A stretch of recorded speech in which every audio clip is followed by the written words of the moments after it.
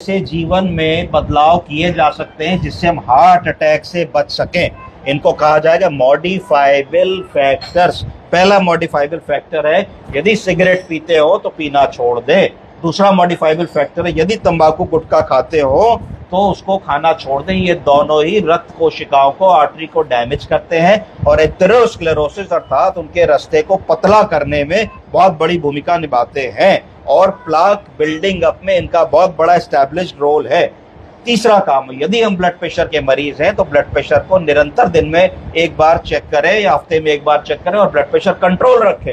Normal blood pressure 120/80 होता है।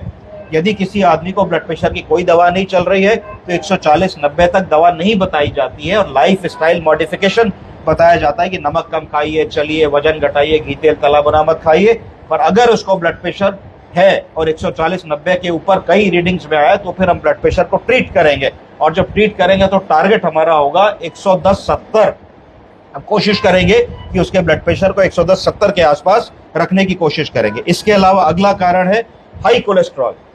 अगर आप मरीज से कहते हैं कि 6-6 महीने पे अपना लिपिड प्रोफाइल कराइए और लिपिड प्रोफाइल में उसका ट्राइग्लिसराइड बहुत बड़ा निकलता है, कोलेस्ट्रॉल बहुत बड़ा निकलता है, एलडीएल बहुत बड़ा निकलता है, तो ये एक मेजर कारण है उसको हार्ट अटैक आने का। तो ये भी मॉडिफाइबल फैक्टर, हम लोग इसको ठीक कर सकते हैं। अनकंट्रोल्ड डायबिटीज, ऐसे मरीज जिनमें शुगर की बीमारी और शुगर बहुत ही ज्यादा चल रही है, HbA1c 8, 9, 10, 11, 12, 16 आ रही है, बिल्कुल शुगर कंट्रोल नहीं है, तो हाई रिस्क पेशेंट है हार्ट अटैक के लिए। ऐसे लोग जो डिक्रीज फिजिकल एक्टिविटी, जो चलते नहीं है, फिरते नहीं है, गाड़ी में बैठे ऑफिस, ऑफिस से गाड़ी में बैठे घर, फिजिकल एक्टिविटी, पार्क जाना, वर्जिश, व्यायाम, योग कुछ नहीं करते, उनको हाई रिस्क है हार्ट अटैक होने का। ओबेसिटी एंड ओवरवेट, हर आदमी को BMI कर लेना चाहिए। खट से कैलकुलेटर में या कंप्यूटर में BMI नापने का टूल होता है, हाइट और वेट के रेशियो से निकाल देते हैं। नॉर्मली BMI 18.5 से 25 के बीच में होना चाहिए। जिसका BMI से ज्यादा है तो इसका मतलब ओबेस हो रहा है। कोशिश करके वेट कट डाउन करके उसको अपने वजन को BMI के एस्पेक्ट में ले आना चाहिए जिससे कि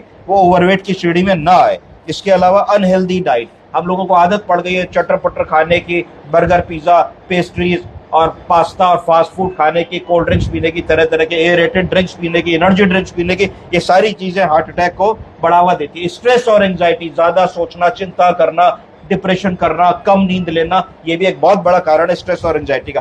पुअर डेंटल हाइजीन, कई बार मुंह बहुत साफ लोग नहीं रख पाते, बहुत सारे इम्प्लांट्स होते हैं, डेंचर्स होते हैं, मुंह के द्वारा भी इंफेक्शन होता है जो भी हार्ट अटैक का कारण कई बार बन सकता है। और एल्कोहल एब्यूज, अगर आदमी नियंत्रित मात्रा में एल्कोहल नहीं पी रहा है, बहुत अधिक एल्कोहल पी रहा है, तो वो भी मायोकार्डियल इंफार्क्शन और एथेरोस्क्लेरोसिस के लिए कंट्रीब्यूटरी फैक्टर हो सकता है। तो ये वो फैक्टर है जो हम सब घर बैठे खुद से चेंज कर सकते हैं अपने जीवन को और हार्ट अटैक से बच सकते हैं। हार्ट अटैक से बचने का मतलब है डिसेबिलिटी से बच सकते हैं। डिसेबिलिटी से बचने का मतलब है कि बेटर लाइफ स्टाइल, देर समय तक, एडवांस एज तक जी सकते हैं। तो हम लोग ये सारे मॉडिफाइबल फैक्टर्स को बताएंगे और मॉडिफाई करने की कोशिश करेंगे। धन्यवाद।